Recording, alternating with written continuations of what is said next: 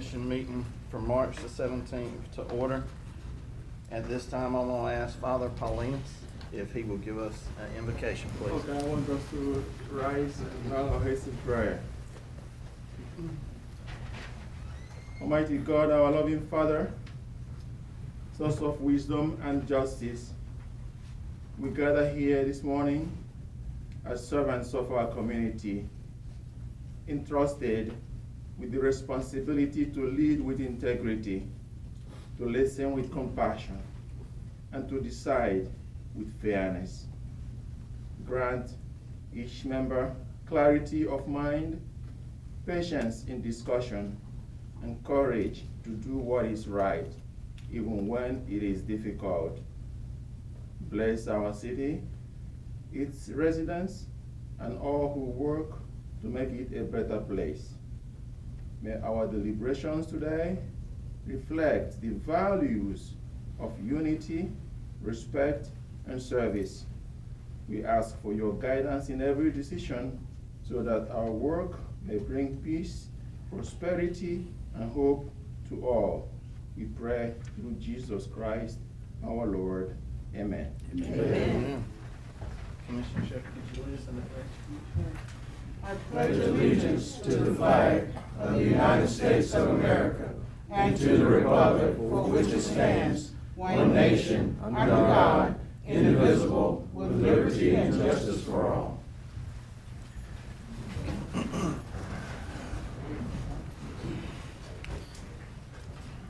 Can I get a roll call, please? Commissioner Joseph Wright. Present. Commissioner Bernard Finn. Here. Commissioner George Singletary. Here, ma'am. Mayor Pro Tem Vestavia Shepherd. Mayor J. Wesley Raymond. Here. Okay. Is there a motion to approve today's agenda for March 17th? Mr. Mayor, I make a motion that we add something to the agenda. And I add that we take some off of this agenda. Okay. What would you like to? We're gonna add, allowing Mr. Harry Patel or his designee to speak on a matter of a variance that I thought was on here, but apparently not. But that's okay. Allow me 3 minutes to talk on. Okay. And on number 9, it says, review and consider approval of recommendation of planning commission. We haven't had our public hearing yet, so how can we approve this? Am I right, sir? Ma'am, I couldn't hear, I'm sorry. On number 9 on our agenda, Yes, ma'am. it says that we are to consider approval of recommendation of the planning commission Yes, for the ma'am. double up outdoors. But we haven't had the public hearing yet, so how do we? The public hearing for that was for the planning commission. It needs to come back for, it usually come back for the, commission as Yes, well. ma'am, I don't think this is a zoning thing, this is a subdivision thing. And I don't believe the hearing for subdivisions is before you. I looked at that yesterday, because I thought the same thing. I think that hearing is conducted for the planning commission. We had it before us before, so I was just wondering why it's not. Yes, ma'am. It's not coming before us this time. Cause I I don't want to take the bite us in the back later on, you Right. see what I'm saying? Yes, ma'am. I don't, you know, as you know, because you've been sitting here a long time, I've recommended many times we need a new zoning ordinance. It's Yes, as sir. complicated as it can be. Okay. But I did try to review this, and I think it is right for your decision today, without a hearing, What before did the you say, Mr. commission. Mayor? The commission, the hearing was already conducted, right, Mr. City Manager? That's correct. For the planning commission, yes, ma'am.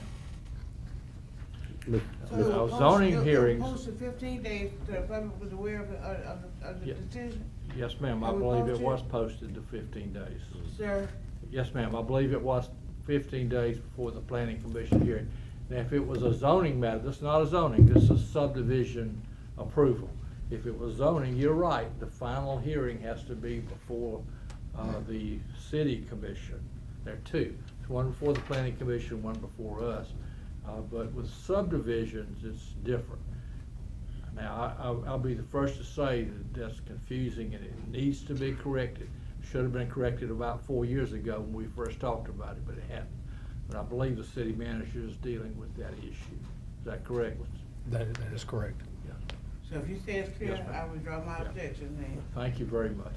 okay? Yes, ma'am. Mr. Mayor, I need to add Ron Hill here to I missed to add Ron Hill on the agenda for, thank you. I want mine back. Yeah. We're gonna get you one day when the budget gets right. I'd like to add, Ron Hill to speak for some time concerning the, zoning board for discussion only. I think Okay. we're totally out of order here. I think we have to go to, we have to go back to, Commissioner Wrights first. Correct. And then we have to go for a second. Correct. Okay. Okay. That one there, we Go back up top. don't get that one. Mhm. Okay, so there's a motion to amend the agenda to add Harry Patel. And we would add that after Reverend Danny Hick on, speakers. I'll second it.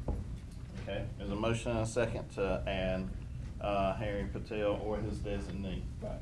Okay, there's a motion and a second, all in favor? Aye. Okay.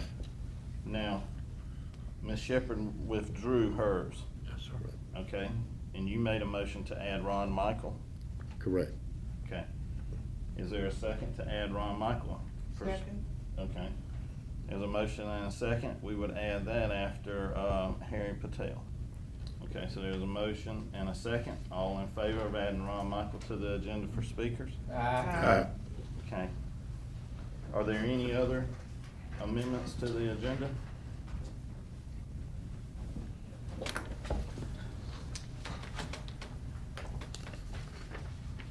Yeah, oh, yes, I'm sorry. Pardon me. Mr. Mayor, I make a motion that we add the E911 discussion that we have previously been allowed to delay for a period of time, but our time is up, and that we need to bring that up for discussion and vote. I make that motion. Okay. There's a motion to add E911 to the agenda. That would be after number 9 on agenda items. That contract expires on April the 1st. So there's a motion to add the E911 contract for discussion. Is there a second? Second. Okay, motion and a second. All in favor of adding E911 to the agenda? Aye. Okay. I think that'd be like this.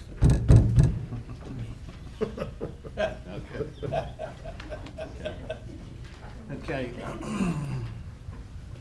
Okay, is there a motion to approve the agenda amendments to March the 17th for today's agenda with the changes? So Okay. moved. Okay.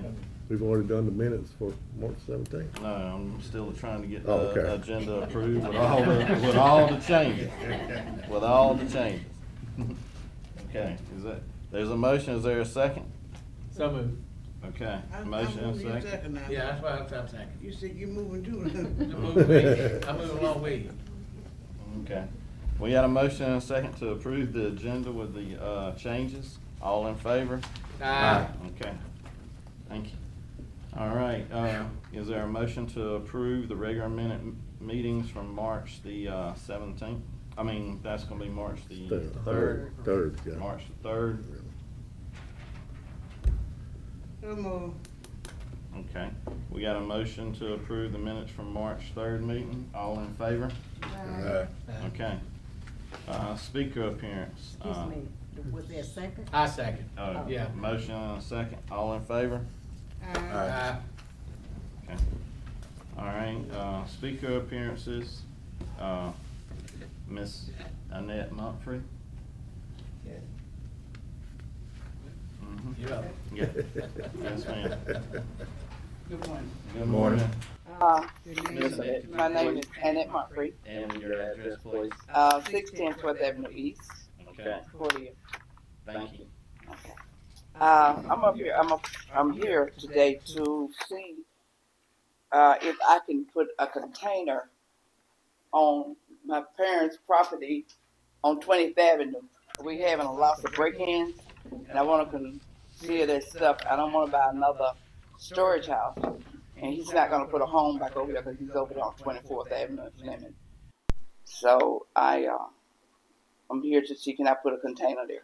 And it's a 20-foot container, not a 60-foot. I just want to secure all his stuff.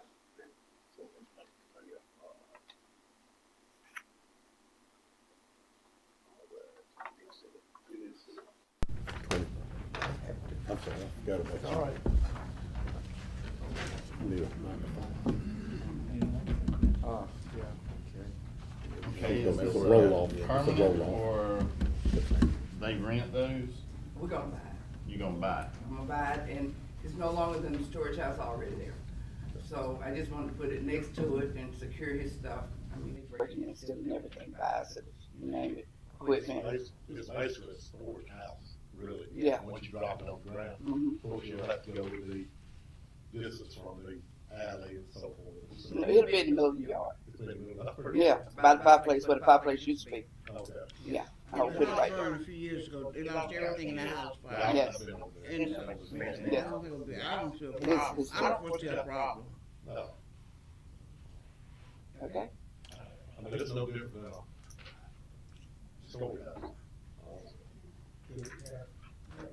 Ms. Darby, you have, From a planning, hi, my name is Mary Darby, the Planning Community Development Director. And this property is zoned RS, dash 7.5.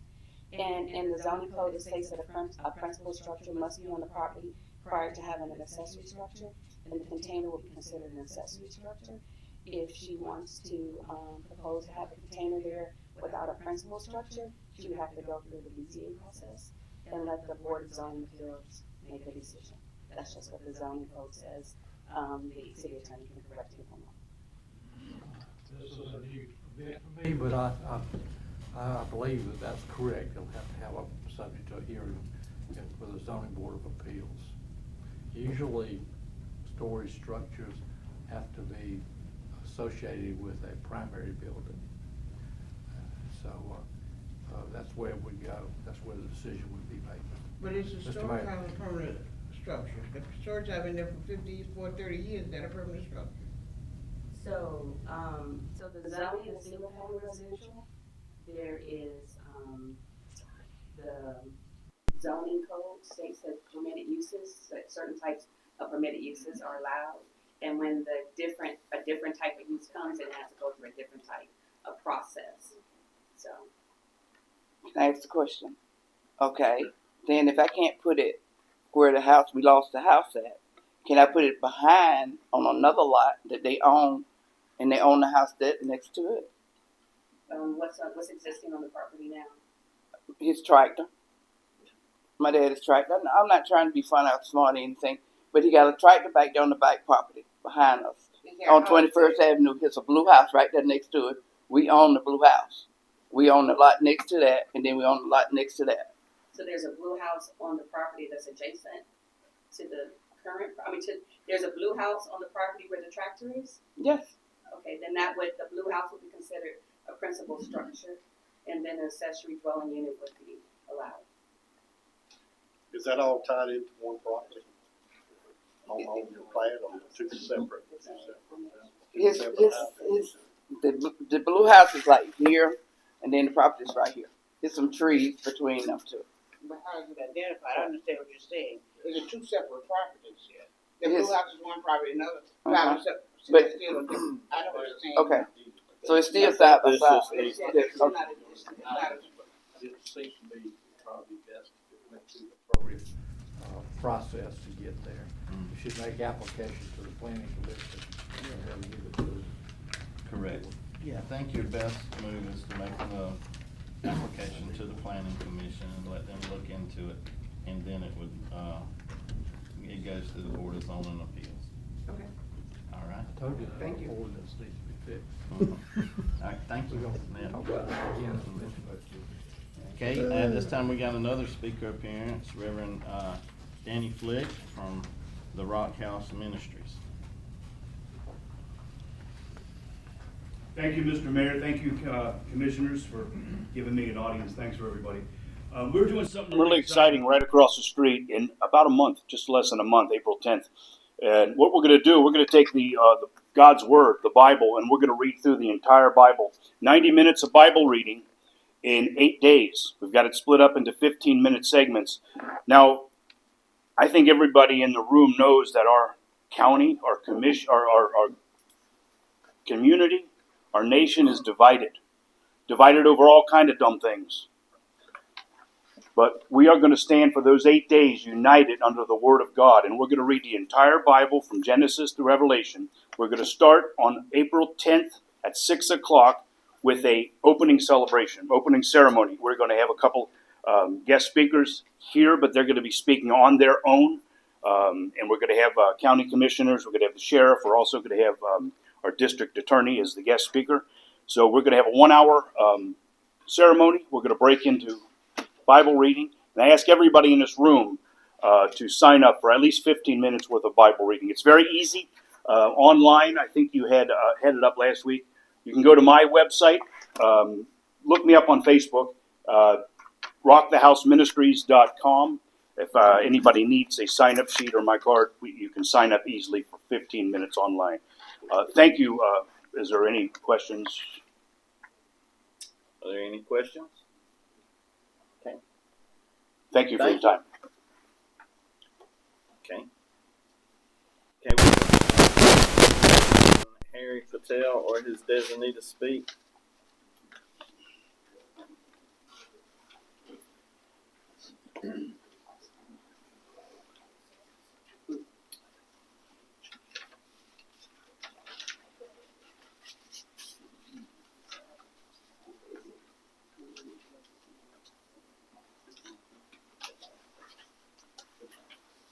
I'm Jason Faircloth. My office is 1109 East 13th Avenue, J.B. Faircloth Associates Land Surveying. I'm Harry Patel. I live in the city since 2005. I'm trying to develop this apartment complex on 20th Avenue. And we're looking for variants, and Jason can explain the detail on it. The property is located at the corner of 20th Avenue, Greer Street, and 24th. It's just east of the Rainey Funeral Home, and there's an apartment, TSK Cordele LLC apartment complex is also the adjoining landowner to the west.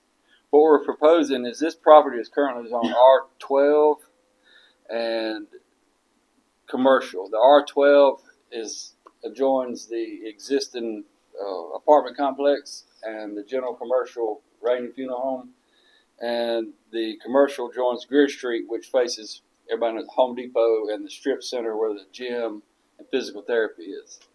We want to rezone the R12 to R4 so that it will accommodate apartments that we're proposed to build, and it'll be like this to the apartments that are existing, with future plans to be taller and more floors, but the same concept. But that's the reason for the rezoning, is to carry the R12 to R4 to accommodate apartments. And the portion of the R12 that's on 24th, we're going to leave that R12. So there is a residence on my right that's on the corner, and it will still stay adjacent to R12. We're not going to rezone that to R4 this time. The highway commercial is going to remain in place. We feel like the rezoning this to R4 will be advantageous because it will put apartments next to highway commercial rather than residential houses, single home residential next to highway commercial. We feel like it's just a better fit for the property, and what's more suited for Cordele right now is we need apartments, and there seems to be a need for it. So the highway commercial will remain. It'll be a future build to what needs to go there, whether it be the stores, strip malls, whatnot. But that's the reason for us getting a rezone at this time. That portion is the R4 is to accommodate apartments. Okay. Yeah. Okay. Commission, y'all have any questions? I'm sorry. This is subject to the, Gotta go to the this is zone. subject to the normal process. It's got to. Right, he's gotta apply Planning to the, commission hearing there. Thank you. I'm sorry, can you just let them know that you are coming before planning commission on March 19th? On which, March 19th. Planning commission. we are going on March 19th, before the planning commission.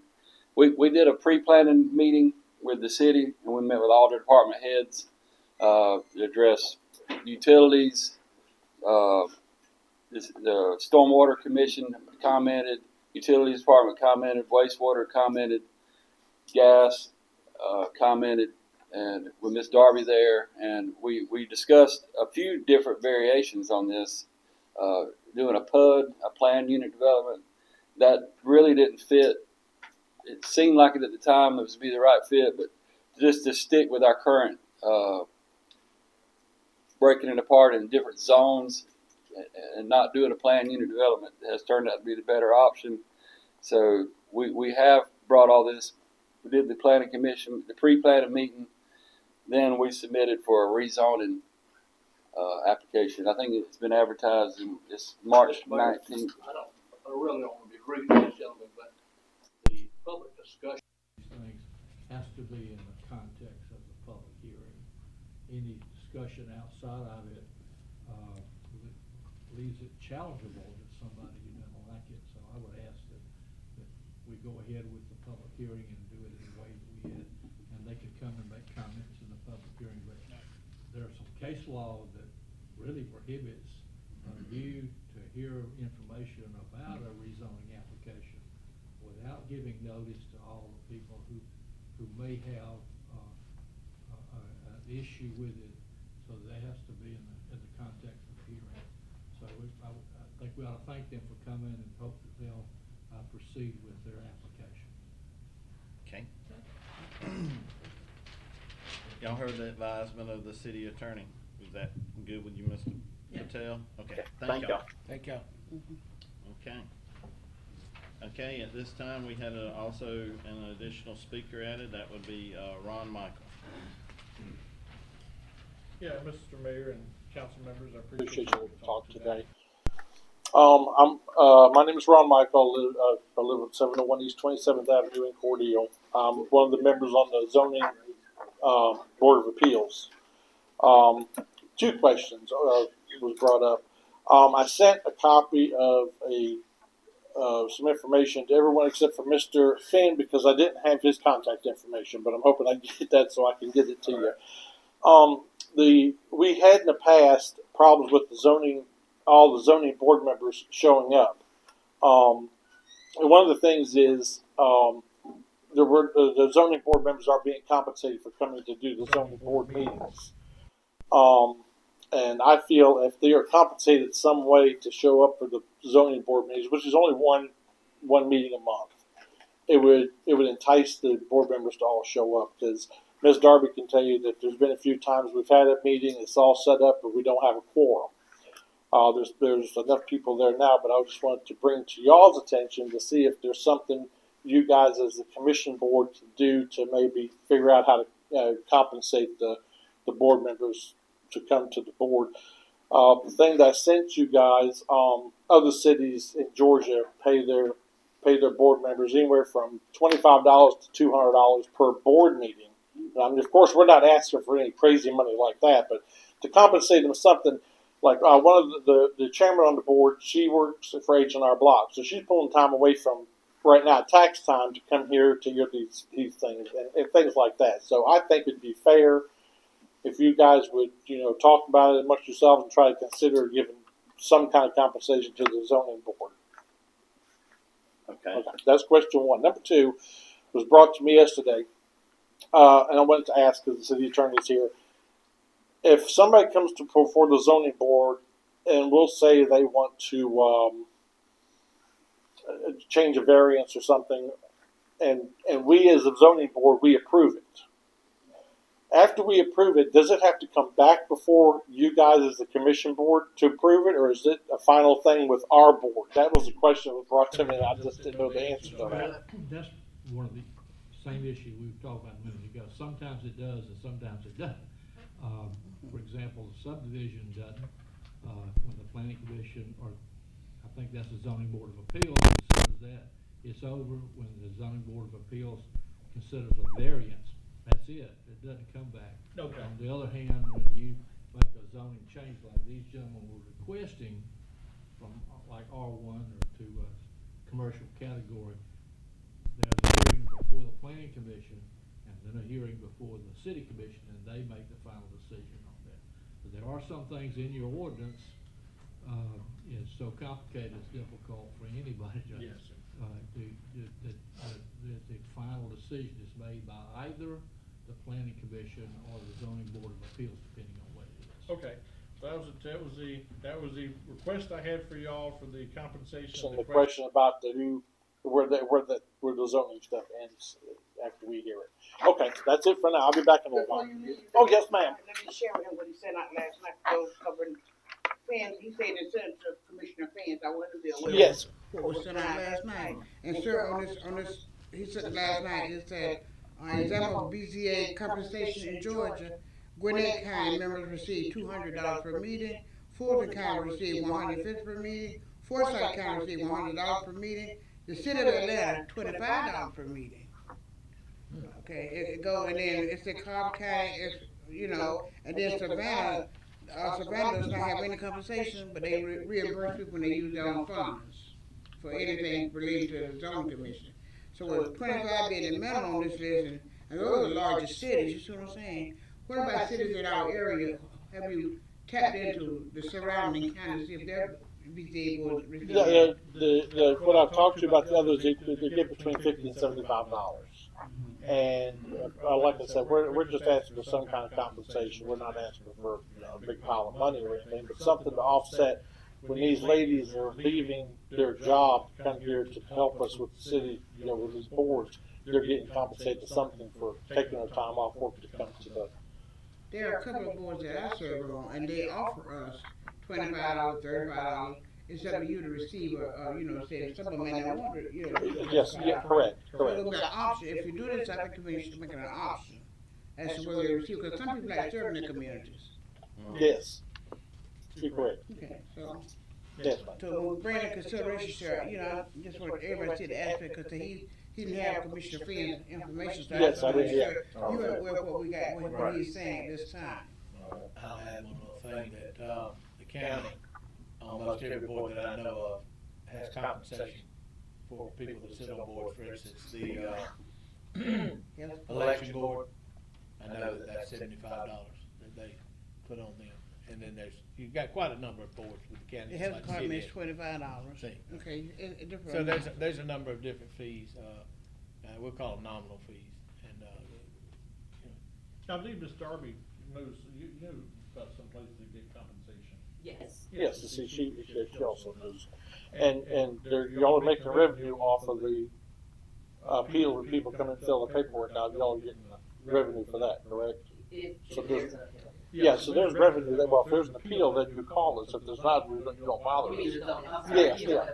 Yeah. So when there's a zoning, when something has to come before the zoning appeals board, they have to pay a fee. So we're just trying to tap it. We're not asking for money that isn't already, Everybody understand we got two boards? Yes, sir. The planning commission and the zoning board. Yes, sir. Planning commission. And to throw out a radical idea, the law does not require you to have either one. I mean, in some cities, usually smaller cities than I do, because of the problem that he mentioned about attendance. If you were in a smaller city than us, there might not be a rezoning application for 2, 3, 4 years, and by that time, members have forgotten they're on the thing. So many of them have abolished them, and the city council or the county commission acts as its own planning commission. That's an option too, not necessarily a recommended option, but a good one. But we do need to obviously do some work, since a member doesn't know when it comes to the council and when it doesn't, on what the duties of. My guess is we're going to consolidate that ultimately into one board rather than two. But that'll be something you'll have to work on later as you proceed with that, but to better define it. But you got two of them that do different things. Yes, ma'am. It doesn't really matter whether one or two board. I don't think $25 will hurt us. And that these people need gas money. Now gas is extremely high now. And if these people volunteer to do the service, we could compensate them for a meal or something. You know what I'm saying? I mean, you know, we need to consider our people who are serving. And like you said, they might show up more often if they have some incentive. Can we just table this till we do more research till April, the first meeting in April? And that way we can do more research. Yes, sir. Figure out what's going on, see if we want to consolidate, as the attorney says. We're seeing issues now coming up. And we'll put up here to address these problems, conquer them, and move on. And that's what we're gonna do. I hope, if y'all agree to table it till next meeting. So moved. So we got a motion and a second I to second. table this? Okay. Okay, motion and a second to table this to the next meeting. All in favor? Aye. Okay, thank you. We got speakers on specific agenda items? Yes, Mr. Ron Michael on agenda item, number 9. Okay. Mr. Michael, do you wanna go now or later? I'll go now because I have another meeting I need to attend. My name is Ron Michael. I'll do this all over again. I'm on the Zoning Board of Appeals. This consideration came before the Zoning Appeals Board for double up outdoors to be able to build homes on those lots. And so we agreed that they could change the size of the lot so they could put a home on that lot. At no time did we tell them they could add 7 more lots. They did that after we told them they could put houses on the lots that were already existing. So my problem with number 9 is we did not give them, as a Zoning Board of Appeals, permission to, because we're changing the lot size so they can put these homes on these lots. We didn't give them permission to make 7 more lots in there because we figured that this 47 lots is what we were talking about, to give them, to move the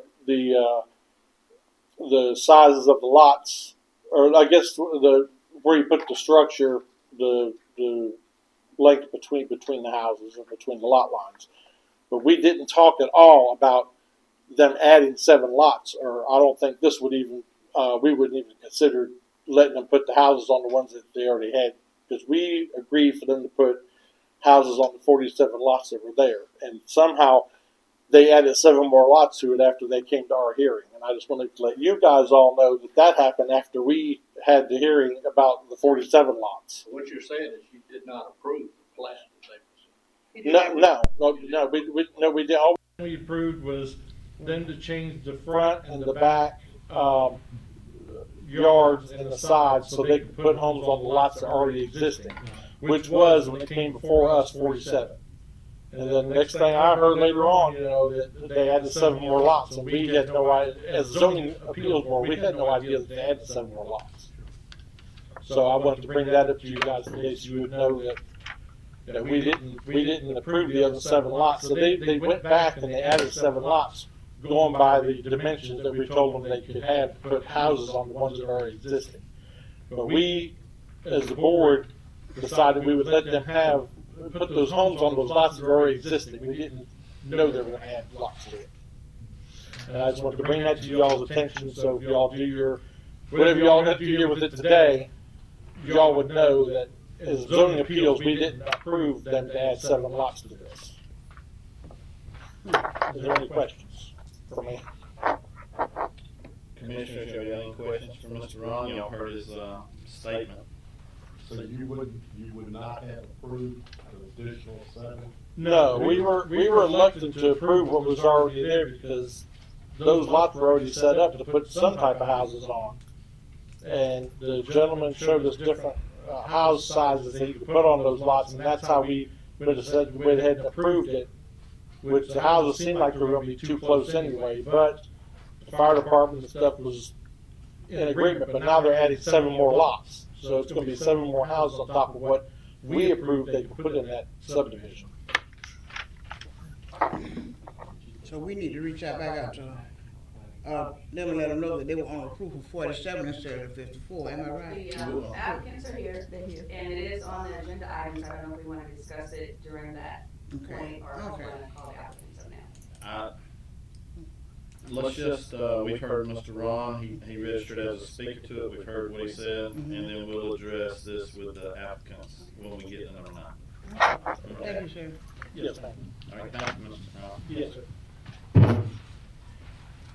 Okay, there are no further, speaker on the agenda, okay. Update on, camera system failure from our IT director, Brandon. Good morning, Honorable Commission. I have submitted my summary for the cause of the server failure. I've also included a timeline of events and the supporting documentation for that timeline. The timeline indicates that the camera servers, and this is the old camera server, the instability began on the morning of May 16th, 2026, after a power outage.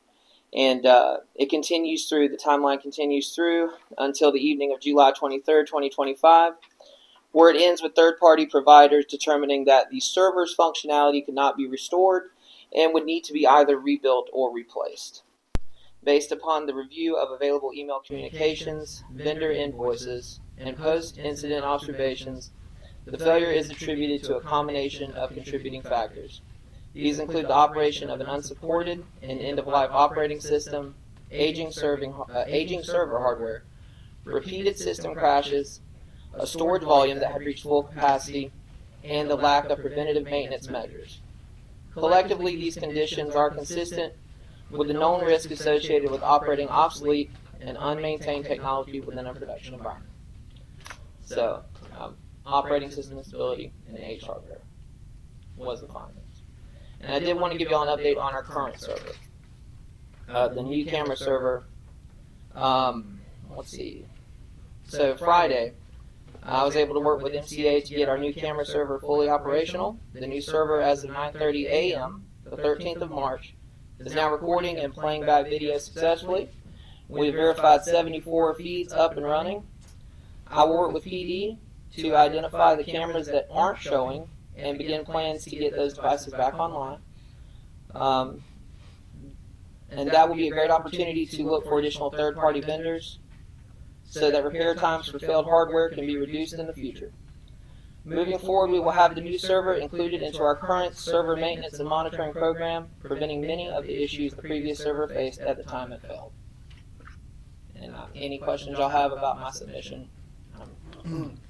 Sure. Yes, go ahead, Commissioner. I understood you said we had 74 operational at this time. That's correct. So how many total cameras do we have in the city of Cordele? Do you know? I do not know. That is what I'm working with PD to figure out how many we have in total, because I can only see what cameras are feeding back IP information to the new server. I've been told that there's 65 cameras on the different housing projects and so forth and so on. And so that 74 would represent 65 of that, of those would be on that, which is federal money. That's not us necessarily, even though we may record it. It means that we wouldn't have but about 9 of ours up, and we've got a lot more than that around the city. So I would want to know that, and that would be something I'd ask Brandon to focus on, find out from the chief and them what we got, so we'll know. Huh? 111. 111 total? There you go. Okay. That answers the question.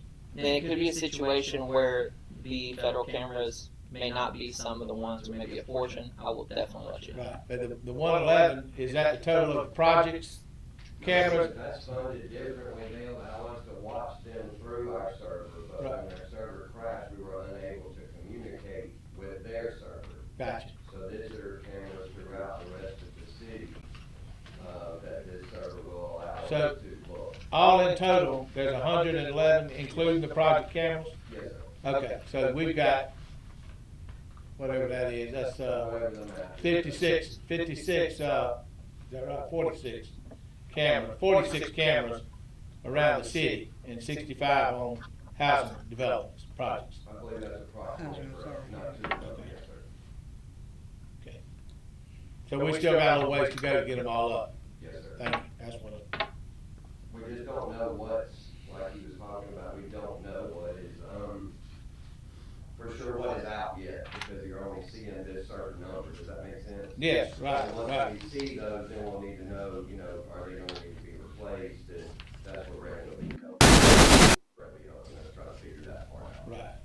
Mr. Mayor, I would say that, that is a very crucial piece of police, and law enforcement hardware that's desperately needed. We've got numerous unsolved homicides. Those cameras would have been a great asset had they been in place. And, to me, that should have been used as an emergency 9, 10 months ago, 11 months ago, whatever it was. Instead of, here we are, the third month of a new year. So that needs to be expedited as far as I'm concerned. Any further comments? How much do you say it's going to cost to do this? Price, or are you going to get one? We have to reach out to other third-party vendors. Currently, we only have one quote that was a blanket quote for any camera that's down and identified. The company MCA that provided our server listed I think it was a $5,000 flat rate per camera, and that is worth checking with third-party vendors and comparing prices on. Oh, yeah. Have you checked with local vendors, Silver Fiber and so forth and such? I've discussed with them briefly and found out that they do offer IP camera services. So that would be one of the ones that I would consider amongst any others that would be viable. How long will it take you to get the quotes figured up? And I would like to say ASAP. Probably by the end of the week is my goal. As fast as I can get people. By the second meeting in April? I wouldn't see why not. That's definitely. I'd like to have good news for y'all in the next meeting. Okay. Why don't we, I'm gonna move that we table it till and have them come back at the second meeting in April. I know when it goes to the vendors, they're gonna go in all right. So that would give us also time to check the CPA and finance to make sure we got money. Chief's got a little bit of grant money on that, ain't you, Chief? Yes, sir. Yeah. I meet this week with a separate funding source for some of those cameras. Okay. You're gonna write a check yourself for the rest of them, right? Yeah. With, Rich's check. We need to look at his pay then. Okay. Okay, there's a motion to table this until the second meeting in April. Is there a second? I second. Okay, we got a motion and a second. All in favor? Aye. Okay. Thank y'all. We're gonna table it. Mr. City Attorney, can you look into the contracts, pre-existing contracts, to see if that's that was a long time for no response from May until July. Okay.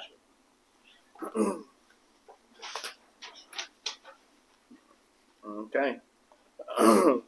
Okay, we'll go into our agenda items at this time. Agenda item number 1, consider and approve board members for the Cordele Industrial Council, IDC. That would be Melody Godfrey. And also for the Cordele Carnegie Library Board, a new member, Miss Nancy Rigdon. That'll be replacing Miss Arleta Henry. Okay. Is there a motion? Or move. Okay. Okay, motion and a second. Open for discussion. Oh, all in favor? Aye. Okay. Open for discussion. Y'all are all fine with these board members? Good choices. Yeah. Okay. Is there a motion to approve these board members? So moved. Okay. Motion and a second. All in favor? Aye. Okay. All right. Okay, consider and approve an event permit for the family event for Adams Drug Store celebrating 75 years of service to the community. This event will be held on April the 30th from 11 a.m. to 2 p.m. Location is Adams Drug Store. So moved. Second. Okay, motion and a second to approve an event permit. All in favor? Aye. Okay, motion approved. consider and approve a parade permit for the Watermelon, excuse me, the Watermelon Festival Parade, June the 20th at 8:30 a.m. The route for the parade will be 6th Street to 15th Avenue East, proceeding east on 15th Avenue and ending at Pecan Street. This event's gonna be sponsored by Miss Monica Simmons for the chamber. So moved. Second. Okay, motion and a second to approve this event permit. All in favor? Aye. Okay. Agenda item number 4, consider and approve an event permit, crosswalking, April the 3rd at 10 a.m. Sponsor and organization is Hand of Hope. It will be leaving on North 7th Street at the intersection of 16th Avenue to Georgia Home Center. And the police escort is required for this event. Is there a motion to approve? So moved. Okay, we had a motion. Second. Second. All in favor? Aye. Okay, motion approved.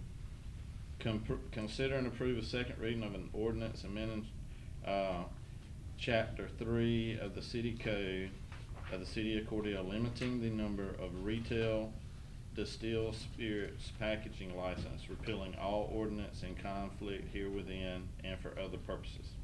So moved. Okay, we got a motion. Is there a second? Second. Okay, motion and a second. All in favor? Aye. Okay. Any discussion? Nay. No, You actually no nay, but nay. Nay.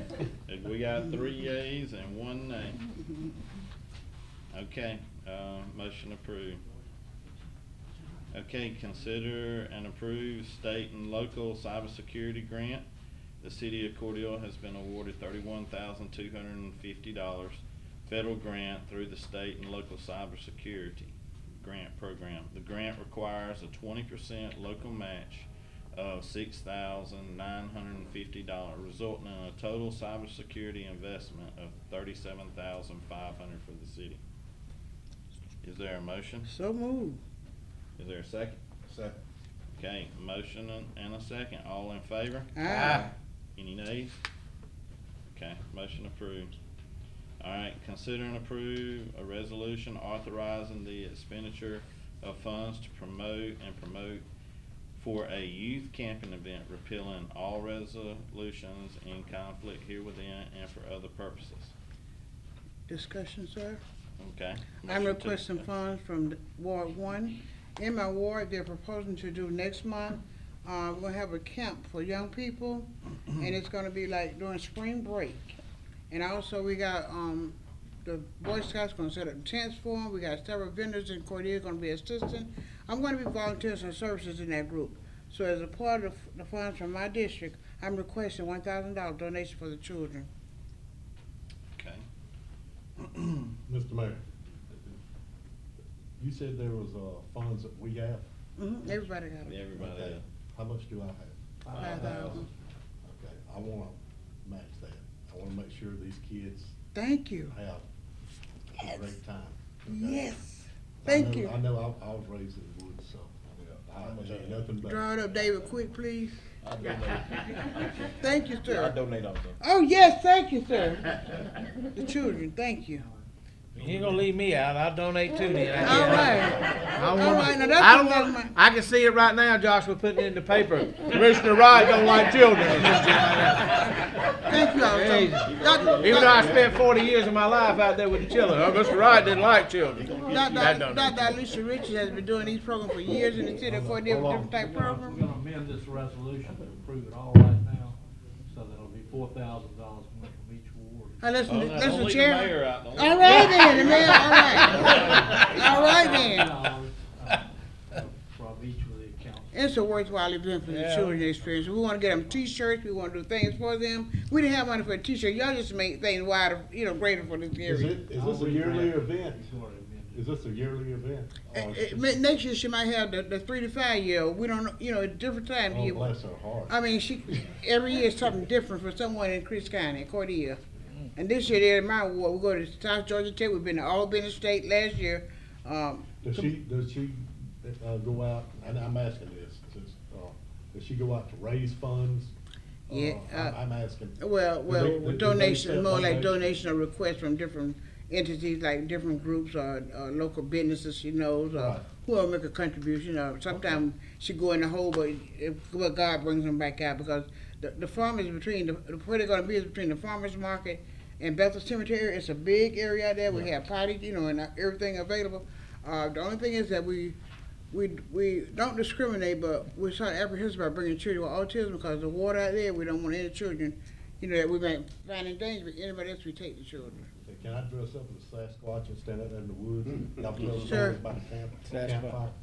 I can't even say it. Yeah, Sasquatch, Bigfoot. Yeah, he You know, might for be the out there scary stories, too. it's not- He might be out there too. But I've been on the area. I've been out there several times. You don't have to dress up. Won't have to be much of a costume. But I won't be staying at night in the camp. I don't do that. I don't sleep on the ground. No. I'm too old for them joints. My joints too old for that kind of stuff. But I'll be around the corner from them.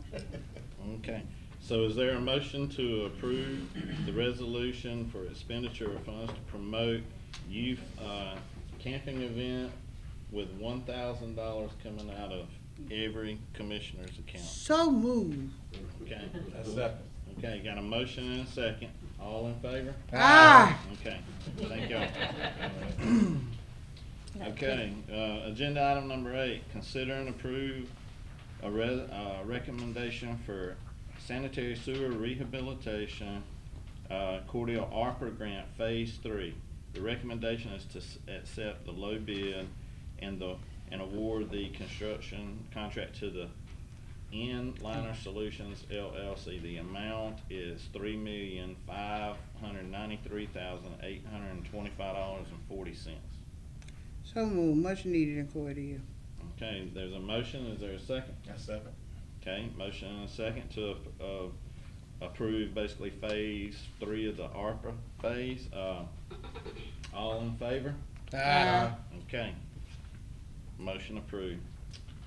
Okay, agenda item number 9, review and consider and approve for a recommendation by the Planning Commission from the applicant Double Up Outdoors LLC to modify the recorded Orchard subdivision final plat dated December the 13th, 2007.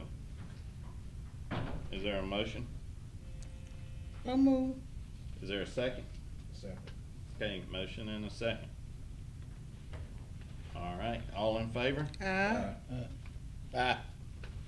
Okay, so that's all 4 yays? Okay. So now we hear from them, the discussion. Mm-hmm. So I do, excuse me, Mr. Mayor, I do have a presentation. I couldn't bypass it, and we can go directly to the applicant if you like. No, let's see the presentation. Okay. Well, Shouldn't be long. This is just background information. Thank you. So the Orchard Project is a modification to recorded final plat approved by the Planning Commission on December 13th, 2007. The owner of the project is Doubled Up Outdoors LLC, and the applicant is Cody Caleb, and he is in the audience today. Cody is the surveyor. The surveyor. I'll represent Double Up Trevor. Tell me your name. Trevor Shaw. Trevor Shaw, I'm sorry, I keep calling you Cody. Trevor Shaw, my apologies. The property is located at East 20th Avenue in Cordele, just east of Pecan Street, parcel number C27125, on approximately 11.23 acres of land. The intent of the modification is to increase the number of approved lots from 47 lots to 54 lots, and 3 of those lots have already been previously developed. On June the 6th, 2025, the BZA approved a variance to reduce the lot width from 75 feet, which is the minimum required lots width number, to 50 feet. And what I'm doing right now is I've asked Maurice Hill to go pull the minutes from the June 5th meeting from BZA so we can determine whether or not the number of lots was approved at that time. That would may help, I don't know. Mike, can you stop right there? Yes, sir.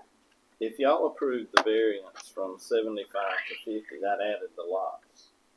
Yes, so I wasn't here during that time. When Maurice gets back, he was the lead on the project, and he'll be able to speak towards. Does the plat not that y'all saw, does that not include the additional lots. So the plat that's with this modification, the original plat, here I can go forward a little bit. So this is the existing recorded plat, and this plat here represents the 47 lots. Is that correct, Mr. Trevor? This is the original number, the 47 that was recorded and approved in 2007. And this is the modified plat that shows the 54. And I know this is going to be hard to see, so I did bring some copies of this. This may be just as hard.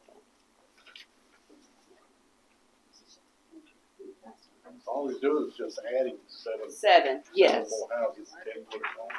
Yes. For that variance. That variance. 75 to 50, yeah, which it still falls within state code, right? Yes, sir. So the problem was the zoning codes were wrong. We had some places, some lots that required us to put a house where it said we couldn't do that. So we had to come in and change that. And in doing that, it allowed to move some of those around so we could accommodate those and gave us some extra houses, which nobody would say, you know, need some extra houses here. So, but we did it all in the confines of this, what was already there. Utilities looked at it and they said, okay, so we were set up for this meeting, so there will be actually, obviously, some more taps when we get to that point when we're pulling permits to do that. But, and is this a time I can talk? Yes, come on up. If that's okay with Mr. Mayor. Yeah, come on up. Yeah. It's probably gonna take both of y'all to answer it. Yeah. Go ahead. This is the seventh time I've been at this podium. That's right. So over 2 years, and previous just a little history, I bought this from a friend that had bought this after 2007. And anyway, we were going to come up here and build some houses. And then I met Mr. Maurice. He's gone. And I want to tell you something. That man represents this city and county as if he were raised here, because he's excited about it. So I commend him tremendously. But we talked about possibility of maybe rezoning and adding maybe some duplexes, some things just to get some more people in. Community didn't want that, and so we surrendered. In fact, the last community meeting we had, the man, when we said we're just going to do houses, he stood up publicly on record and said, "Thank y'all very much. We just didn't want to see apartments or anything like that." So we felt like at that point we had the community support. So then when we ran into the problem, realizing I can't even pull a permit. I can't put a 75-foot wide house on a 50-foot lot, and then we have setbacks of 10 foot on each side. So I've got a 30-foot span that I can even put a house on under the current zoning based on these lot sizes. So anyway, we presented another lot. Another plat, and I'm really kind of nauseated this morning because I thought we were coming here to adapt what had been approved from the previous meeting to record it, just to get it recorded. And so I don't know this gentleman here, but to say that it misrepresented us to say that we came up here and did something and then afterwards went and tried to slide something in. That is not the case. We have been in communication with Miss Mary and did everything that we were supposed to. We have drawn out the new subdivision. We went through all the community utilities. Everybody approved. Everybody approved it. All we were doing was sliding some lot lines over to take advantage of every bit of space that we had here. So, generally, I was here this morning thinking, y'all were just going to approve what had been approved through the planning committee, just to adapt the new subdivision. Michelle, Miss Mary, what does it need to get them to build a house? Because I am very pro house. I'm not a farmer person. I was probably one of those sitting out there with them talking anti-apartment. Okay? That's fine. But I love the houses because it gives people a chance to own something and enjoy it. That's right. Exactly what would it take that you asking from this commission today to get him to dig the first hole and put the first house up? To approve this preliminary plat, this is an elevation of what the homes will look Before like. you answer that question, I want to follow up. I noticed in the reading there was something about an HOA. Is that yours? Look, I don't know, sir. It would not be. I'm a developer builder. Okay, hold on. I think Where would that good. HOA come from? Well, the people that buy these houses, I mean, I have I've bought houses in subdivisions before, and I have either decided to join a board if I was early on or not. But this HOA can decide what they want to do as far as who's going to manage a common area. What I'm asking, I don't have those. Will it be, let's say you build 5 houses and those 5 people say we want a HOA, and the other 3 houses that are in there say, we don't want that. We've been here 20 years. They have to go with the deed. Here we go. I'm a member. Right. You're required to, if there's an HOA. Before they're sold, the HOA document is drafted and it's written into the deed that you've got to be a member of the HOA, is how they work. But you can't force people that already live there under a different covenant. No. If they already have a Right. house. Right. But I don't think there are any houses. There are 3. Yeah, there's 3. There are 3 that are existing. There are, and there never has been there was a covenant when this was developed in 2007, or where there was some kind of covenant, and nobody's ever adhered to it. There's never been any fees received. So it's really like starting. I would recommend, if I was living in a subdivision, to have some kind of, but I would want the community to decide what they want. Well, if it's an HOA and you're gonna require everybody to contribute to the common area, it's gotta be in the deed. Okay. You know, but one problem, I'm sitting here with the subdivision ordinance too, and it's gonna require that the planning commission sign this thing that they have passed it. That's all, and that's filed. Mm-hmm. So it's really, the planning commission's gotta do it somehow. Okay, so the planning commission is in agreement with this, modification, and this is one of the recommendations. Did they pass it? I heard Yes, you they say did that pass they it. did not pass it. They did pass it. Everybody voted Everybody, yes. yeah, I don't know where you heard that from, but it This was pl- approved by the the planning. plat- That's what Ron said. The BZA approved them to put the houses on the lots that were existing. We didn't approve the other 7 lots. Well, this was the planning commission. No, the planning commission approved it with a recommended condition before the city commission, Well, I and think that's they- that it have they an can approve HOA. it. I think it's done. That's what I thought you said earlier on. If that had been approved, then it would be done. They just need to sign off on the plat. So what they're giving you today is information if it's already approved. That's right. You can- But I did want to say publicly that we have not went behind everybody's back trying to do something. So basically, all I have to ask them is when they're gonna start. That's right. That's right. That's the only question. We gotta learn the permitting You gotta follow process that here plan. and how that takes place, and I plan on, Mr. Lynn has been at every meeting. I don't see him here today, but anyway, we're gonna get with, the permitting That will, I'm department here sorry, and see what takes that will place. come back to our departments for permits, and so we'll take them from there. Now, What's your projection to get them started? I mean, is this gonna be, if they've been here, you said 2 years? 2 years. Yes. He needs to file his recorded plat. This should be with, within 60 days, we should see a shovel like this. Well, Yes, sir, we gotta all right, clean some trees. Still something else to do now. But yeah, there's some things to do before he can start building. He has to get his plat recorded with the county and the state, and he has to sign copies. We have to have that for our file. Once he does all that, then he'll go through the building permit process and all that. So Well- he has some things to do. No. Okay, go ahead. All the utilities and the streets have to be dedicated to the city. Start. I think all that was, this whole thing has been there since 2007. I know, but they haven't accepted any water system or sewer system or, I'm sorry, let me just go back. My So knowledge, the I've Department been of sitting Public Works, I'm sorry not to cut you off, did say that because of the 7 additional lots, that they have to do new taps for utilities or water. Some of them, because we already have 47 taps out there. All the utilities, everything's stubbed up out there already. So that's what the Department of Public Works. unless they're gonna, the HOA is gonna operate and maintain the water, sewer, and streets, which I don't think they are. No, the city. Okay, they've got to be dedicated to the city and accepted by the city council. Okay. And so somebody needs to draw that document, usually that's the developer, where that's gifted, if you will.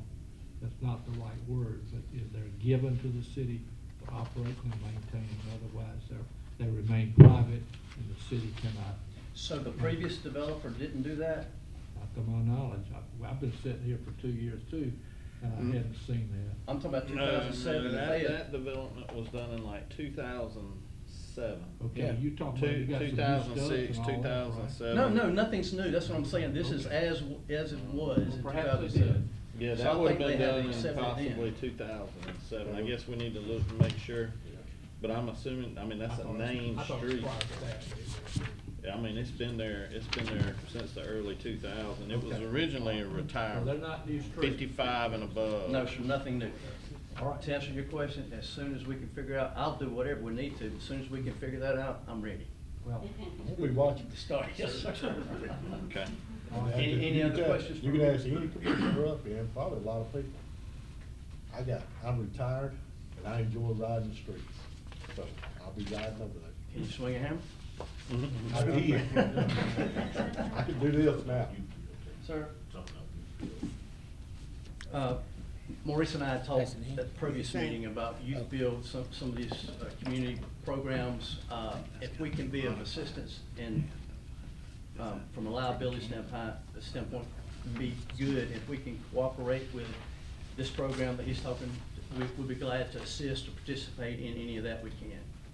So we'd love for this to be a community effort. Okay. Well, thank you, and let me just say, we're gonna do our best to help you. Thank you very much. I just want to say, from inception, I started working with them about 2 years ago. We went through a number of iterations to try to get to where we are now. And as a part of what we are working to try and do, what I proposed to Outdoor was that they also contribute back to some of the organizations here in the city, which they were more than willing to do. And we talked about things like the Homeless Coalition, being able to make contributions to them. Also to the after-school programs, being able to make those kind of contributions. We've never set numbers or anything. But then also, because we have the Youth Build program through Southwest Georgia United, these kids go, they get their GED, they come off of the street, they get their GED. They learn this construction trade, but because we didn't have construction going on throughout the city, they really didn't get a chance to apply anything. So I talked to Outdoor, and they said that they would be willing to, as long as there were parameters in place to make sure that insurance and all that kind of thing was covered, that they would be willing to work with some of these students. We're talking 16 to 24-year-olds who hang out, who have now been asked to come off the street, and we may be able to even ramp it up. So, again, I just wanted to make sure that it was clear that not only does this give us new housing, but these guys are willing to contribute to other programs and resources in the community, being vested in the community, not just building houses, taking the money and running away. So I just needed that to be understood. Okay. Thank you for your dedication to this project. My We pleasure. appreciate it. And we'll sure try to help the best I can. Okay, we also had another agenda item added, which would be the discussion of the E911 contract, which is, the county extended that until April the 1st. Is there a motion to discuss the E911 contract? So moved. Okay, motion and a second. All in favor? Aye. Okay. Open for discussion. Of course, we've talked about it till, considerably in the past, but we understand that, I really have feet to the fire on this, that we've got, if we want it, 911, and we do, and we gotta have it, so, we've got to pay it, and, there's no legal way around it, correct? Well, sir, yeah, y'all have paid in the past, and there was a contract, and we're paying now, I think. Yeah.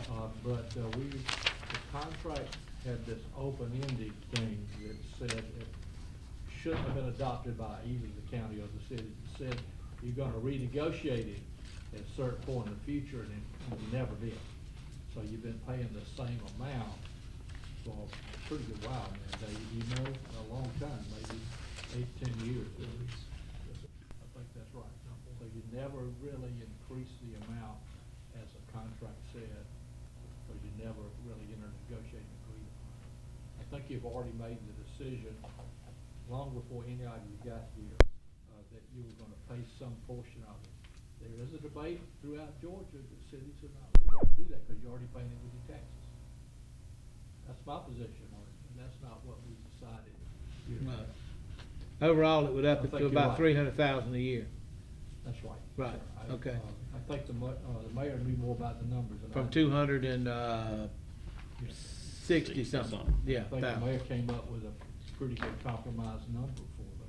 Yeah. Did you, Mayor? Yes, I think that we had discussed about 350,000. Yes. And plus, we have our fire department now respond to, a lot of calls, so we should be giving credit for our new truck and our services as well. Somebody need to try to work that into the system as well, because we've offered more services from this end of the spectrum. Well, I will say this, and I witnessed this the other day, so it's ain't something somebody told me, it's just something I saw. A 911 call going into the Cordele Police Department that didn't go to 911. It went to, and this is from right in the middle of town, it went to some other 911 somewhere else. Where, I don't know. And before the lady, while she was talking to him, it took her a good minute to figure out, a little over a minute to figure out that they wasn't talking to Cordele Crisp County 911. And then they said, which 911 do you need? Well, what the heck? I thought we was calling 911. And make a long story short, it took a little over 3 minutes to get through and get the call in to our 911 here in Crisp County. Right. I mean, somebody could have been dead in that length of time, but I want to know how that bounces all the way off like that. That's an interesting It was a question. landline phone, by the way, too. It wasn't a cell. All right, well, I don't know about the landline, but the advent of cell phones and computers has created a lot of confusion. The example that I worked on the most some years ago was Shelburne, and that's right on the line with Terrell County. Right. And Windstream could not get the E911 call from Shelburne to go to Randolph County. They always went to Terrell County. And we went all the way to the General Assembly to try to fix it. I don't know that we ever did. Because they just bounce off different things like that, all of a sudden, bam. And I couldn't explain the technology of why that happens, but it does happen. But I need to ask you a question on that level then. In the event that our 911 system does not work, does it rotate to another county? David, do you know? There is a call center in Sly County, regional center, and that's probably That's where right. the call's going to. Middle Flint. A call center? E911. If in case the power was out in Chris County and we didn't have any services here, no backup generator, it will probably rotate to another service. I realize that if you're on your cell phone, like if you're in the state of Florida or something, and you see an emergency, you dial 911, it's gonna go to the closest one. I get that. This was a landline in the middle of Cordele, Georgia. I don't know why it would matter. When we had 311, it came out of another city as well. So I don't know, if maybe we hit 311 instead of 911 and rotated over there. I don't. No. It's interesting. Landlines are a lot rarer now than the cell phones. I don't have one anymore.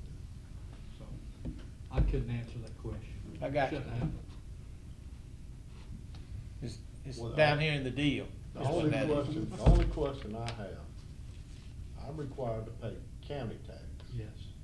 I'm required to pay cell phone tax that says 911. Why am I being double taxed? And I pay home tax. House phone. I got a You got landline. plenty of money. No, I don't even. I keep my landline phone in case your cell phones go out. I still got a way to communicate. Well, I mean. I got a landline. I pay That's cell the only phone. question I Just got. curious. We have to do something, I know.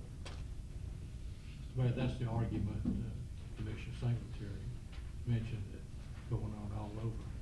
I'm in that argument not only here, but over, you mentioned Middle Flint, up on Americas and Leslie and Plains, and they're having the same argument in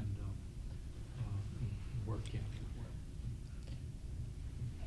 well. Mr. Mayor, I don't see where we really have a choice in there. I mean, this is something that we gotta do. We have to maintain the coverage in 911, and we cannot afford to go hiring our own. So that's where it comes down to. So they got us. Got to pay the bullet. Pretty much, yes. That would be the. So like property tax. Yes. So is there a motion to a dollar figure to increase from 267 annually? What's your recommendation? You've been in negotiations. What's the minimum we can get away with? I'd say 268, but. But. I really don't, I'm at $2.68. Y'all are the ones that can make the motions, I can't. So I will accept whatever motion y'all make to present to the county. What are they requiring? Y'all can do what y'all want to. Just what are they requiring? My understanding is that we're going up to 300, but now if it's more than that, I don't remember. It's from 267 to 300 for the year. So. All I'm gonna say is this is a double taxation. And whenever we go up on the county, and we look from revenue from the county, it's coming from the same resource, which is our public. Whenever the county goes up on us on a service, it's coming from the same people. And it's a double taxation. Twice. And it's just terrible. But the consequences is if we go to court on this, we lose grants and we get in lawsuits and everything. Right. So it's just one of these things. They just gonna use this as a revenue source. So you just gotta decide how much y'all wanna increase it to. So we can't sit down and negotiate with them? We done. We've been doing this. Y'all don't wanna do that, huh? Well, it's done been done. Yeah, that horse has been beat. Yeah, you just decide a dollar figure to pay them. You can say keep us the same. You can go up or what have you, and they will. Now they need to say yes. Dispatching over to us. They can either say yes or no, or they can't either. So How about keeping the same? We can't keep the same.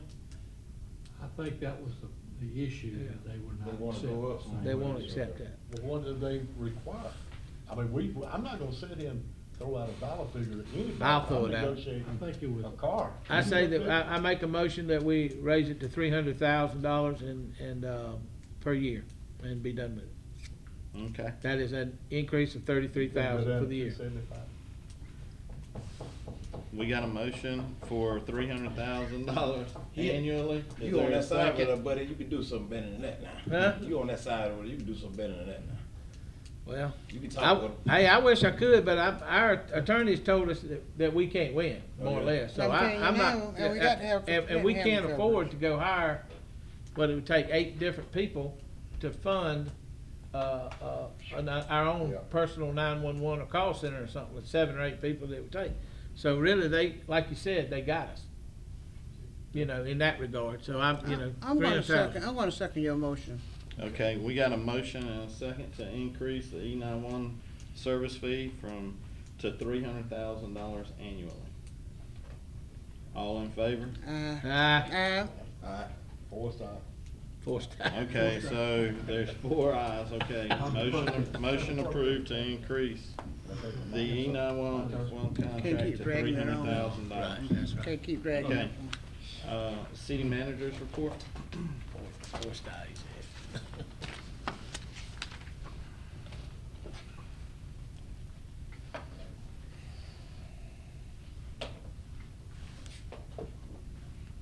Good morning, everyone. This is the interim city manager report for March 17th, 2026.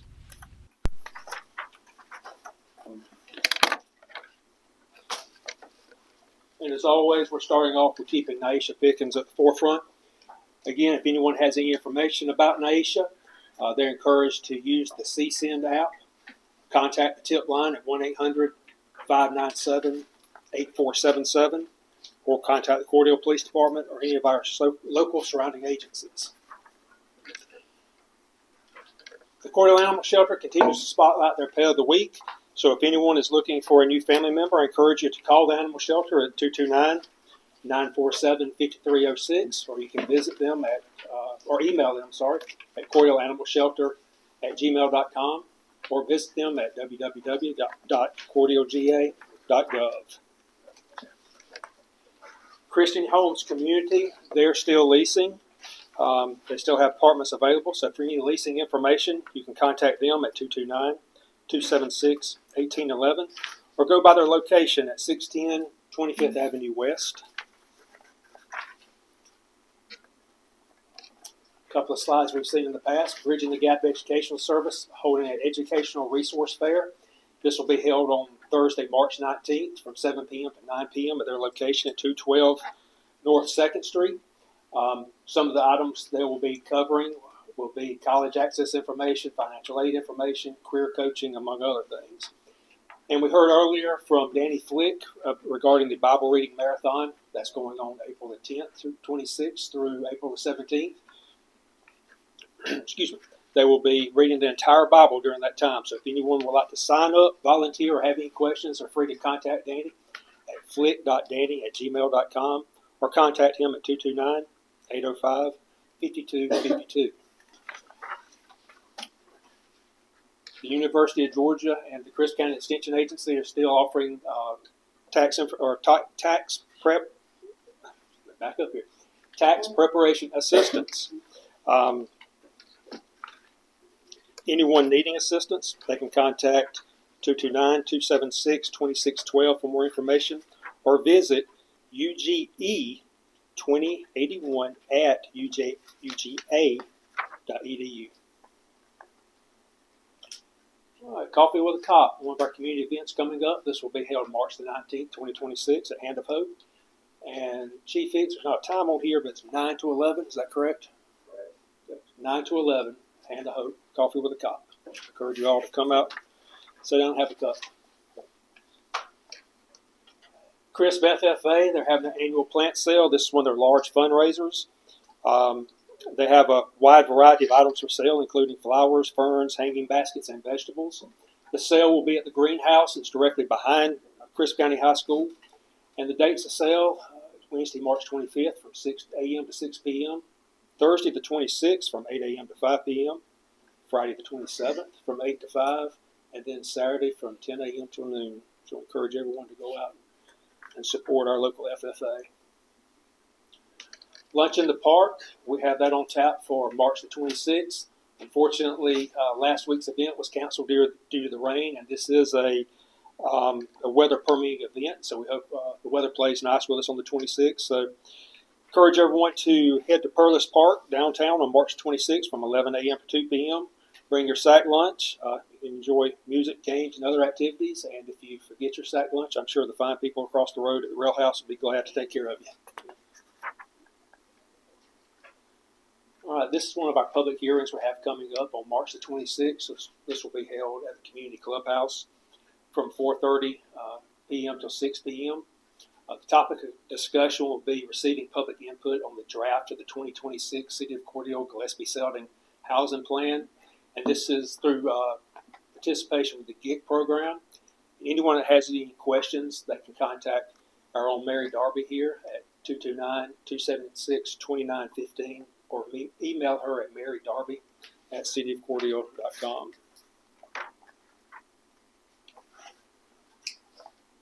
Bridging the Gap Educational Service, once again, this is their first annual Kiddie Prom, Tiny Tuxes and Tiaras. This will be March the 28th from 7 till 9 at the Community Clubhouse. Tickets are $35 per person, and they're available at BGES office at 212 2nd Street North. All right, 2026, Crisp County Recreation Department Baseball Opening Day. That ceremony will be Saturday, March the 28th. And in conjunction with that, the Crisp County Community Council will be hosting a pop-up health fair with various vendors there. And that portion of the opening day ceremony will be held from 9 a.m. to 1 p.m. So we encourage everyone to come out and support our local youth. That'll be at our baseball complex there at 1512 East 8th Avenue. Commissioner Wright, do you have anything to add to that? No, it's going to be a big time. Everybody be out there. We've got approximately 425 kids that will be participating this year in sports, so you can expect about 2,000 people out there. Range, and it's always a big event. Have opening day of spring ball. Thank you. All right, Day Out with Thomas. This event is normally held in June. This year it got rolled back to March. We had the the first running of Thomas last weekend, so we've got 2 more weekends coming, March the 21st and March the 22nd. The theme this year is Let's Rock, Let's Roll. Anyone needing information, they can call 229-276-0755, or to purchase tickets, go to dayoutwiththomas.com. A new event being put on by Greater New Birth Family Outreach Ministries and Community. This is in conjunction with the Cordele Police Department and Main Street. This will be a glow-in-the-dark egg hunt on the 28th of March. It will be held at the J.R. Dowdy Building at 1129 5th Street North. Come out for the egg hunt. Food, prizes will be given away. The hunt will be categorized by age groups, so we don't have a bunch of 17-year-olds running over 4-year-olds looking for Easter eggs. This is a glow-in-the-dark egg hunt, so the fun begins when the sun goes down, so we're anticipating somewhere around 7:30.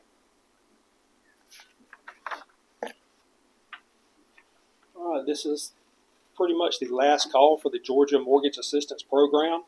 The final application date on this is March 31st, 2026 at 11:59 p.m.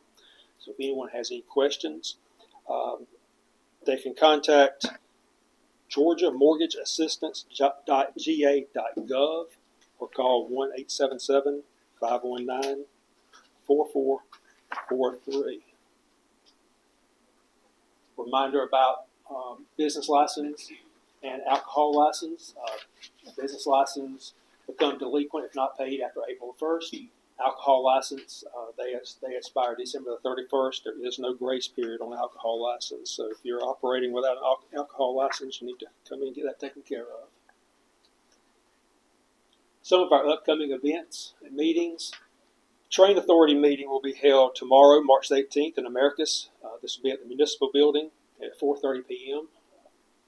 The Planning Commission meeting, we have a meeting scheduled for March the 19th here in the courtroom at 10 a.m. Downtown Development Authority meeting is Wednesday, March the 25th at the Main Street office at 8:30 a.m. Historic Preservation meeting, March the 25th here in the courtroom at 6 p.m. Board of Zoning Appeals, March the 26th, again here in the courtroom at 10 a.m. As we mentioned earlier, the GIG public hearing, which will be held at the Community Clubhouse, that's Thursday, March the 26th, beginning at 4:30 and lasting until 6. We have and also another Downtown Development Authority meeting on tap for Thursday, April the 2nd. That will be held at the Main Street office at 8:30 a.m. And then for non-essential personnel, City Hall offices will be closed April 3rd, 2026 in observance of Good Friday. Did notice yesterday, looking at the Chamber's email, there are a couple of ribbon cuttings coming up you may want to put on your calendar. Crisp County Board of Education will be holding a ribbon cutting on March the 19th at 10 a.m. This will be held at 1116 24th Avenue East. And then Rock the House Ministries will be having a ribbon cutting also at the Chamber office. That's at 10 a.m. on March the 26th as well. Some of the action items, the drive-through window, we are still at a standstill with that. I believe Brandon has possibly located some sources of our credit card readers. It's still looking for those. Southern Fiber Works was in the building yesterday making some repairs. So we are slowly moving forward with that. City dumpster locations located at 814 East 11th Avenue. They remain open Monday through Friday from 8 a.m. to 4 p.m. and on Saturdays from 8 a.m. to noon. Just make you aware again of a potential road closure in the near future. Both of these are going to occur on 15th Street. One is at the ADS facility. Our water department will be shutting water off in that area to install a water valve, which will allow ADS to isolate their fire control system. They're in need of an upgrade. They have a window of when the contractor will be there, but not an exact date. So as soon as the water and sewer department has the materials on hand and we can provide sufficient notice to the public, we'll be shutting water down on 15th Street to install that isolation valve so the ADS may come in later and make their needed repairs. And then the Heart of Georgia Railroad Detour, this has been on the last few meeting reports. Did exchange emails with Mike Lee Saturday. He's with Heart of Georgia. And he advised me they're still waiting on approval and materials, but possibly in 2 weeks. So once again, as soon as we get word when that's going to occur, we'll send out the appropriate public notice. At the last meeting, you authorized repairs for our HVAC system here at City Hall. Some of you have seen this already. That's just a sample. This is a scoop that came out of a bucket of some of the goop that came out of our heat and air system. You can feel it. It's grainy. Some pieces in there as big as your thumbnail. We're going to have a serious conversation at some point about the heat and air here in this building. We're just delaying the inevitable. So I just want to pass that along and let you take a look at it, just feel what's in this system. All right, if you can keep it, throw it away, whatever you like to do with it.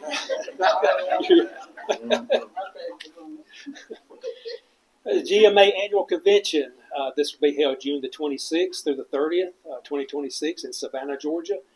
Registration opens on March the 25th at 11 a.m. I believe Ms. Mumphrey has passed out information on that. I encourage you to go ahead and jump on that as quickly as possible. Those classes and the motels fill up really fast. Newly elected officials training. This is for our freshman commissioners, which will be held in Tifton on March the 18th. There's some information in the back of your report on that. And then CTAE. This is what some of us a little bit older people call vocational education at Crisp County High School. They're doing industry tours. Received an email last week, I believe it was. And we're looking at somewhere around April 14th, 17th, somewhere in that window. The city of Cordele will be participating in an industry tour for those students to come around and see what we do here. All right, you have in your packet my update of some of the small items that have been worked on, as well as meeting and events that have been attended over the past month, and that is for the period of February the 24th through the March the 12th. And that's all I have, unless you have any questions. Okay, commissioners, do y'all have any questions? I got a couple. Mr. Wade, City Manager. I just want to ask you a couple of them. I know you've been struggling with I'm not putting nothing else out on it.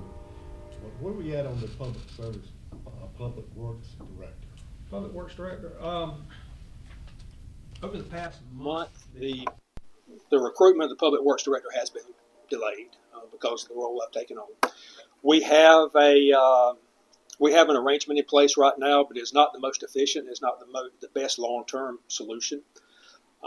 My intent is within the next 2 weeks to begin looking at some of the internal and external applications we have on file. I would like to have either an offer extended or someone in that role by April 17th. Now, with that said, there has been some discussion about having a consultant come in. I would like to get Commission's approval that we enter into agreement with a consultant to assist in identifying mapping, providing technical insight, and just support with helping us to understand some of the nuances of our system and to enhance operational planning for the future. Yeah, I think Jimmy Jackson be good to come back as a consultant. I don't like to call any names, but I have to agree with you. All right, yeah. We need him desperately. Some of the problems we got going on, a lot of the problems we need Jim back. So Is that a motion to bring Jim back? Yeah, no for a consultant? That's Consultant. consultant is what I'm requesting. He's requesting a consultant. And this Make a motion to. Yeah, I'm motion we bring Jim back. Okay, I make a motion we hire a consultant. Okay. I second. Okay, we got a motion and a second to hire a consultant. All in favor? Okay, motion approved. I got another question. I'm following up. I got several questions I just want to ask, trying to get the public to know, because I've been asked these questions. Okay, and I don't have to be hiring this consultant, but we're pretty tight on the money. And I know that this next position was probably budgeted a couple of years ago, but we have functioned without this position, okay?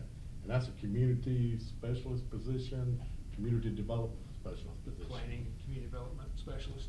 Planning and Community Development Specialist. That's the whole terminology. Can you tell me how we could justify hiring that when we only have about 10,000 people in this town, and it's a small community, and I've researched a lot of other smaller cities do not have it. Okay. This was a position that was approved, probably 2 years ago before Ms. Mary came on board. It was actually during the time that Ms. Irene was in this role. We interviewed for it a couple of times. We never could find a suitable candidate that had the experience we were looking for. However, we did, and in addition to that, there was also an administrative assistant position. We did fill that position with Marcia, who's over there right now. Over the past year that Marcia has been here, she has taken on a significant role that's greater than the administrative assistant position that she is slated in. Because of that, she has taken a lot of the load off of Miss Mary here. Mary has come in and just hit the ground running with community development, and I commend her with that. And a lot of that's in part of the assistance that's been lended by Marcia.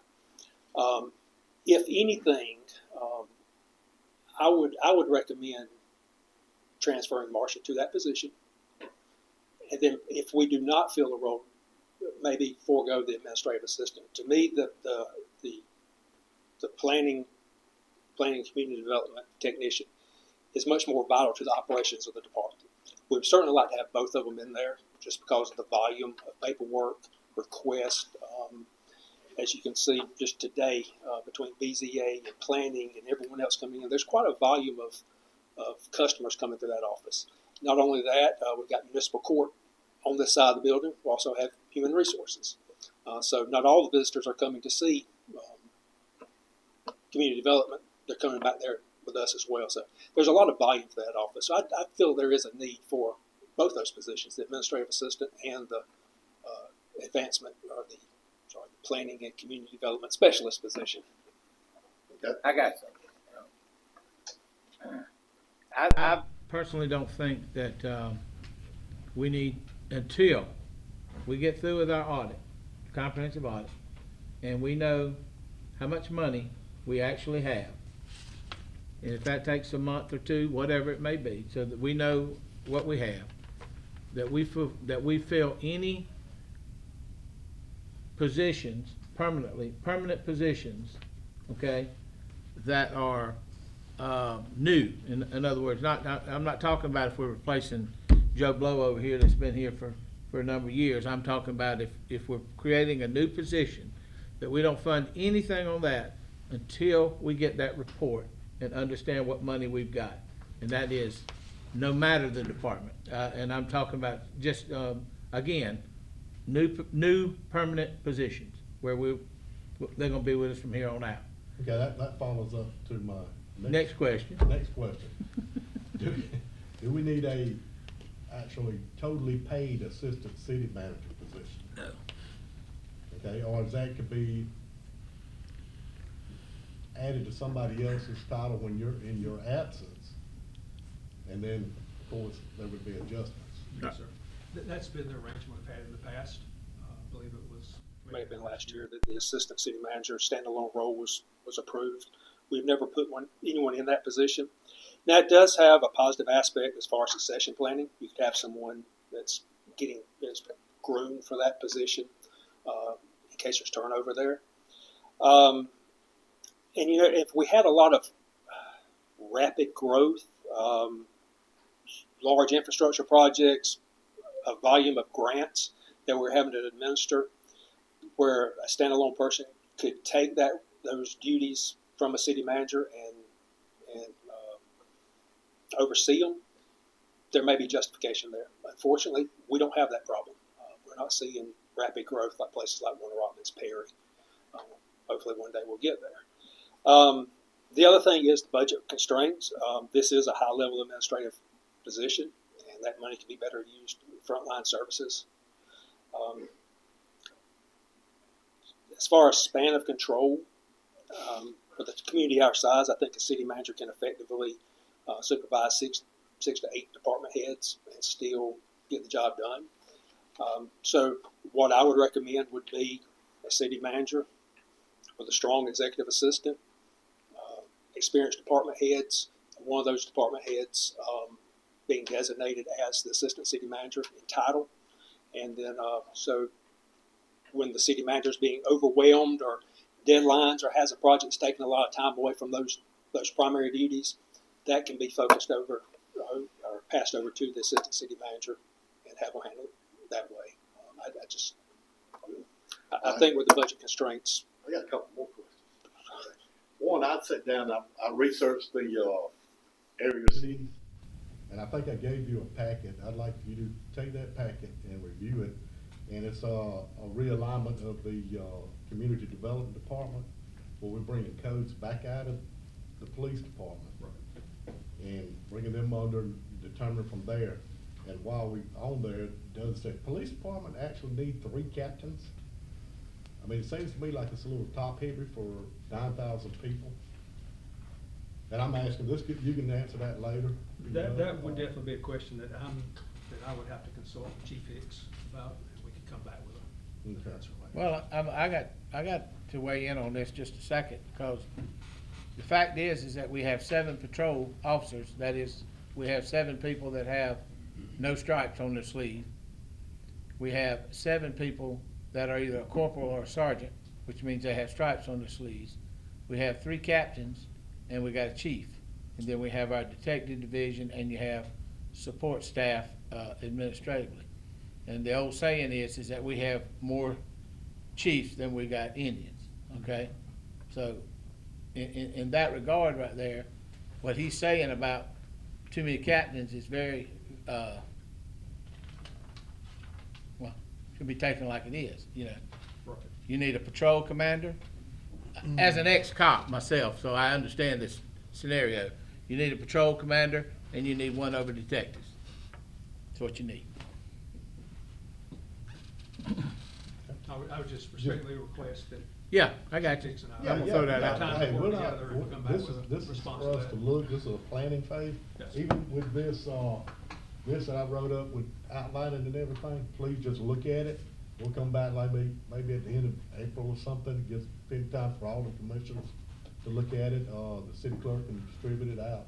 Let everybody get a hand on it, and let's see if we can realign this thing to where we can expedite these businesses coming in here. Cause I got a feeling there's gonna be more than what we got. I hope so. You know, and you praying. And so with that, I have one more thing. Okay. All right.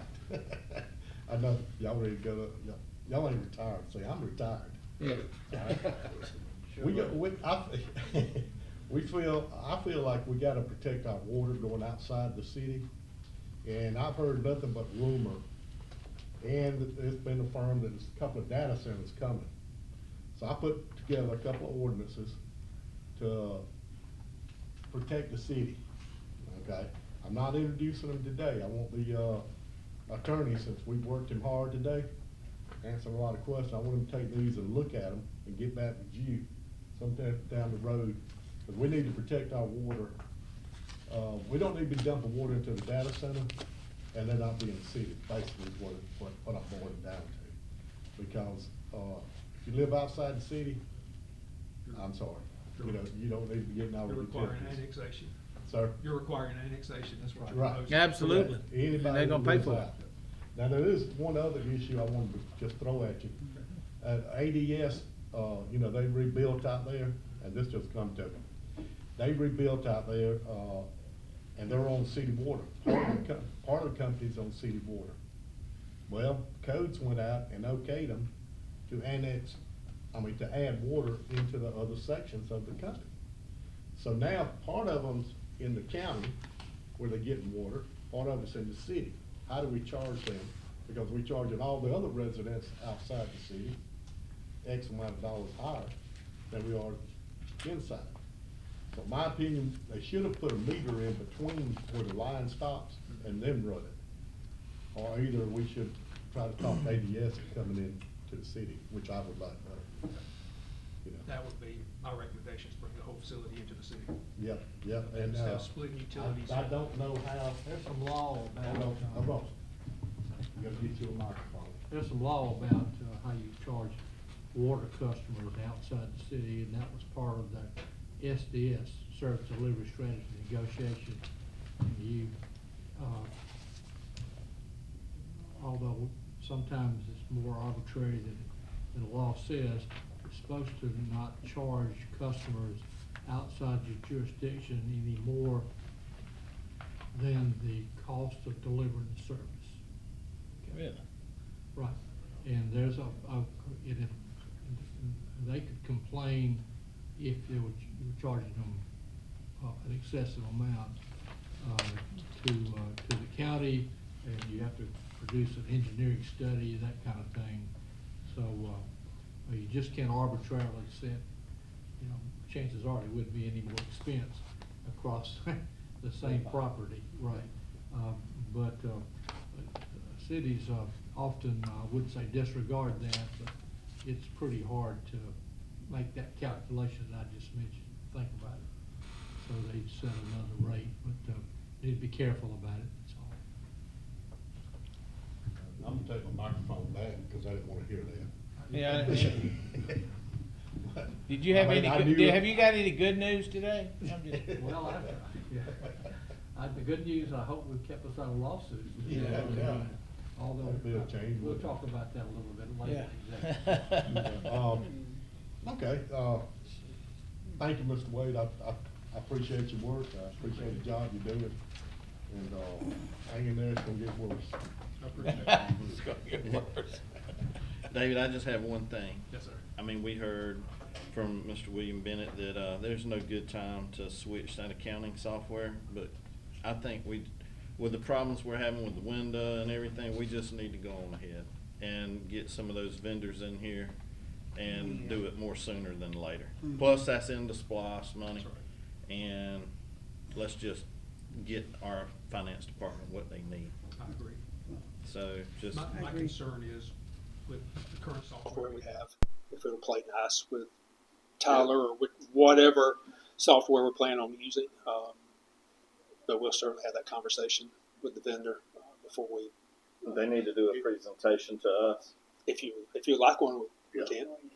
Yeah, yeah, could you schedule one as soon as possible? Cause I just really don't see no need in looking for an old credit card machine to open the window if we're about to switch accounting software. I mean, the window's been closed this long, it can wait another month or two to get the appropriate software that works with our new finance software. Yes, sir. Mr. Mayor, spoken with Mr. Bennett last week, he did say it'd be a smoother transition than what we thought. They going from our 1921 system to the system here, and it said Sonya might even like it. Okay. Oh, yes, you Well, we will certainly reach out to them and see if we can't get them on the agenda just as quickly as possible. Yes, sir. Thank you. Thank you. Thank you. Thank you.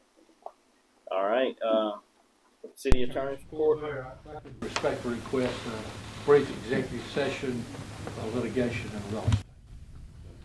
But before we're gonna have a question for him. Do you have a question? I have a question for the attorney.